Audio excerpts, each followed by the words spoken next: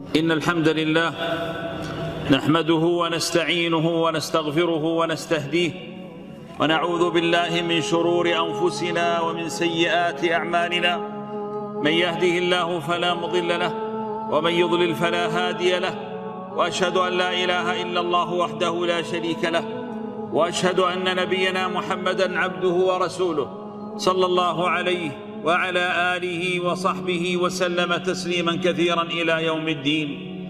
أما بعد، فيا أيها الكرام، وقفتنا هذا اليوم مع حديث عظيم صحيح يقول فيه النبي صلى الله عليه وسلم: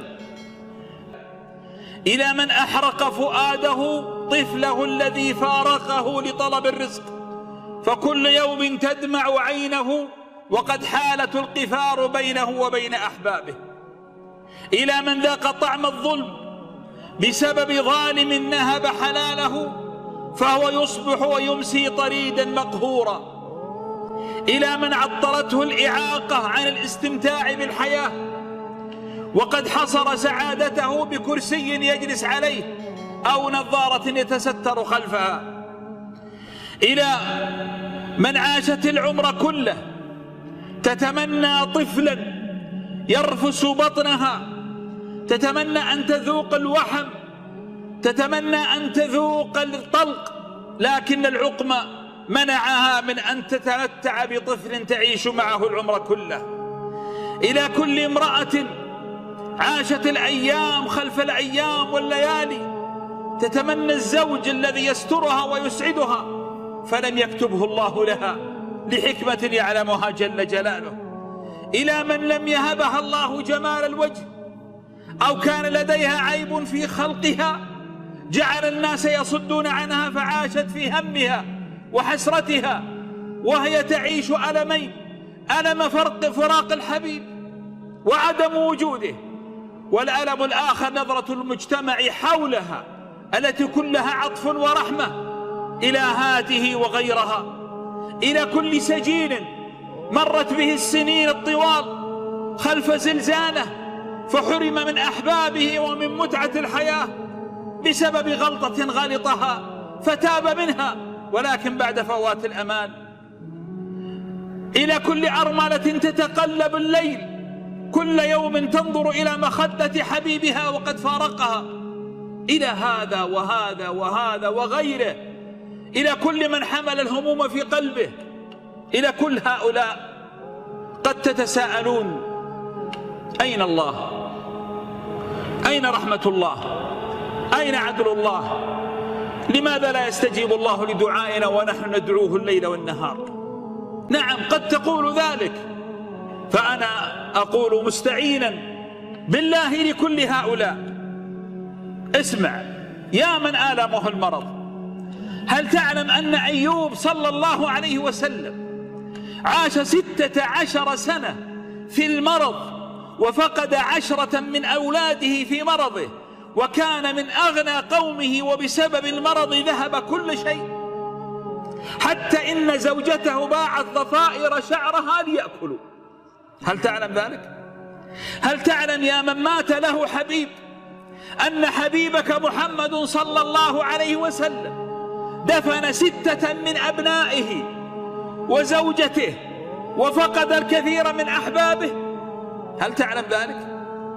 إلى من عاش الحرمان، هل تعلم أن يعقوب عليه الصلاة والسلام ابيضت عيناه من الحزن فهو كظيم لأن ابنه أخذ من بين يديه وقد تعلق قلبه به؟ هل تعلم ذلك؟ إلى من ذاق مرارة السجن، هل تعلم أن الكريم يوسف ابن الكريم يعقوب ابن الكريم إسحاق ابن الكريم إبراهيم عليهم جميعا أفضل الصلاة والسلام سجن ظلما 10 سنين؟ إلى من تغرب عن أحبابه وآلمه فقدهم، هل تعلم أن موسى ذهب طريدا 10 سنوات يشتغل خادما وهو الذي كان يعيش في قصر الملك عند فرعون؟ إلى من لم يرزقه الله جمال الخلقة، هل تعلم أن الخلقة لا قيمة لها عند الله، وأن الإنسان قيمته بروحه وليس في جسده؟ خذ مثلا قصة جليبيب. من هو جليبيب؟ صحابي فقير دميم الخلقة قصير القامة أسود الوجه، جاء إلى النبي صلى الله عليه وسلم وقال: يا رسول الله، أدمامة خلقتي تمنعني من دخول الجنة؟ قال: لا يا جليبيب. قال: لماذا إذن أخطب من الناس فلا يزوجوني؟ فأرسله رسول الله صلى الله عليه وسلم إلى بيت عندهم بنت من أجمل بنات المدينة وأحسنها شرفا. فلما أتى يخطب ظنوا أنه يخطب ابنتهم للرسول صلى الله عليه وسلم، لأنه قال لهم: إن رسول الله يطلب ابنتكم. فقالوا له، قال: لا لي. فغضبوا ورفضوا. لكن البنت قالت: لا أرد زوجا أرسله لي رسول الله صلى الله عليه وسلم. فتزوجها، وفي أيام عرسه فرح بأنه وجد امرأة تقبل به. في أول أيامه ينادي منادي الجهاد فيخرج ويقاتل فيموت فلا يعرفه الناس من كثرة جراحه، فيقوم حبيبكم صلى الله عليه وسلم يبحث عنه، لم يعرفوه أو لم يسألوا عنه أصلا، فقير من الفقراء من يعرف من يأبه له، فيبحث عنه حتى يجده وقد قتل 7، فيضمه إلى صدره ويقول: هذا مني وأنا منه، هذا مني وأنا منه. ما منعه أنه ليس بجميل المحيا والشكل، لأن الروح هي التي لها قيمة عند الله عز وجل. إلى من عطلته الإعاقة. بعض الناس قد يتعرض لإعاقة جسدية أو إعاقة في سمعه أو بصره فتسود الدنيا بوجهه، ظانا أن سعادته في هذا الكرسي أن يتخلص منه. هل سمعت بعمرو بن الجموح؟ من هو عمرو بن الجموح؟ هذا رجل معاق أتى إلى النبي صلى الله عليه وسلم وله عرجة شديدة، وقال: يا رسول الله، أريد الجهاد، إذن لي. فقال: إن الله قد عفى عنك، أنت لست مكلف، لأنه عرج شديد. قال: إني أرجو أن أدخل الجنة بعرجتي هذه. فيذهب ويقتل فيبشره الرسول صلى الله عليه وسلم، يبشر أهله بأنه من أهل الجنة وقد وطأ الجنة بعرجته. قيمتك بروحك ليست في جسدك. فإلى كل هؤلاء وغيرهم وما أكثر المهمومين في الدنيا رسائل سريعة. أما الأولى: ألا تحبون الله؟ ألا ترضون بحكم الله؟ أما سمعتم أن الله تعالى يقول: إن ربك يبسط الرزق لمن يشاء ويقدر. لماذا يا رب؟ قال: إنه كان بعباده خبيرا بصيرا. الله هو الذي يعلم الفقر خير لك أم الغنى، المرض خير لك أم الشفاء، المال خير لك أو الفقر. الله هو الذي يدبر أمرك. لماذا لا ترضى بقضاء الله وقدره؟ لماذا لا ترضى بحكمه؟ هل تظن أن السخط سوف يعيد لك ما فقدت؟ من رضي فله الرضا ومن سخط فله السخط. ارضى، تعامل مع الكريم الرحيم الذي يسمعك حين تقوم وتقلبك في الساجدين. والله ما من دعوة أرسلتها إلا فتحت لها أبواب السماء، لكن لله حكمة في عدم الإجابة. وما من طلب طلبته من الله فلم يؤده لك إلا لله حكمة في ذلك. أما مر قول الله عز وجل عليك: كتب عليكم القتال وهو كره لكم، وعسى أن تكرهوا شيئا وهو خير لكم، وعسى أن تحبوا شيئا وهو شر لكم، والله يعلم وأنتم لا تعلمون. لا بد أن تعلم أن الله تعالى يعاملك برحمته، يعاملك بحكمته، يعاملك بعدله. ارضى واصبر، فإن الله تعالى يوفي كل صابر لأجر يوم القيامة. ارضى بالله. ألست كل يوم تقول رضيت بالله يا رب؟ إذن ارضى بحكمه. هذه الرسالة الأولى لقلبك الطيب. أما الرسالة الثانية فأنا أسألك سؤال: هل نحن خالدون في الدنيا؟ أنت روح وجسد، هذا الجسد خالد، الروح التي معك هي الخالدة، أما الجسد سيفنى، كلها سنوات وترحل. فلماذا يا أخي الكريم تغضبك هذه الدنيا فتتعلق بها فتبكي عليها حسرة؟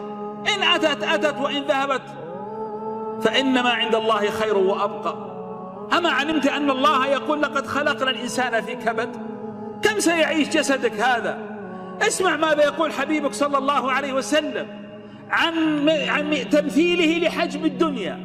يقول: ما الدنيا في الآخرة إلا كأن يغمس أحدكم إصبعه في اليم. يعني دخل إصبعك في البحر، الذي تخرجه من البحر هذا هو الدنيا، والبحر هو الآخرة. إذن يا أخي اصبر. أما وعد الله الصابرين أجرا بغير حساب؟ بل يا أخي أذكرك بأجمل وعد من الله. أليس الله يقول للنفس المطمئنة، النفس الراضية، النفس التي أحبت ربها، النفس التي رضيت بأقدار ربها: يا أيتها النفس المطمئنة ارجعي إلى ربك راضية مرضية. ألا يكفيك هذا؟